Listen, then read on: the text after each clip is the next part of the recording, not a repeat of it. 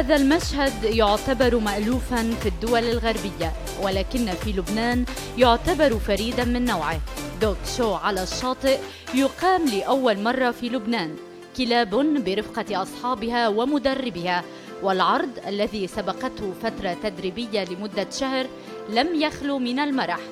الكلاب سبحت في البحر وسط بهجة الموجودين ولا سيما الأطفال. نحن عم نعمل الايفنت اللي عم نعملها هلا كرمال تجي العالم لتشوف كلابها، تنزلهم تهتم فيهم اكثر. انا الترينر، الشباب معي هن صح هن كلاينت بس هن صرنا فاميلي نحن، وعلى طول بنعمل اكتيفيتي بين بيتش داي للدوغز، نعمل هايكينج مع الكلاب. واليوم كانت اول مره بنعمل شو تريننج على البيتش. ما في كلب ما بيعرف يتسبح، بس نحن بدنا نعرف نشجعه عليها، نساعده، نعطيه ثقه اكثر.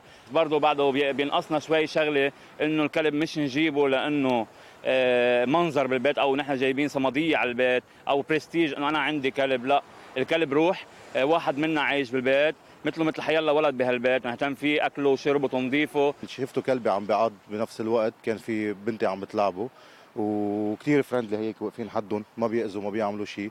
بس وقت الجد، وقت حدا بده يأذي صاحبه او شيء، اكيد رح يكون عنده غير ردة فعل. التقيت انا واصحاب لإلي هون، وطلع اللي عامل الشو هو صاحبي. بقى حبيت انه شارك فيه لهيدا الشو اللي هو اول مره بينعرض بلبنان.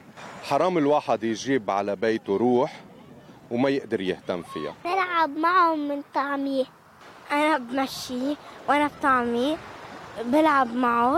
جايه كرمال جوتشي صراحه على البيتش تاكسر له شوي خوفه، لانه جوتشي عاده ما بيحب المي وهيك.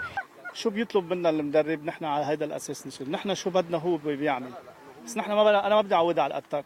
كلبي عايشه بالبيت عندي مع اولادي، مع اولاد بنتي. هذا الشو كثير مهم بالنسبه للكلاب، كرمال يصير في سوشيال بين الكلاب، كرمال يضلوا مع بعضهم، كرمال ما بيهجموا مع بعضهم. عمد الناس في الآونة الأخيرة إلى اقتناء الكلاب في بيوتهم كنوع من الترفيه عن النفس، ولكن يجب عدم الإغفال، العناية بالنظافة والرعاية الصحية، لما في ذلك التأثير على صحة أفراد الأسرة، وتبقى الكلاب أوفى الأصدقاء.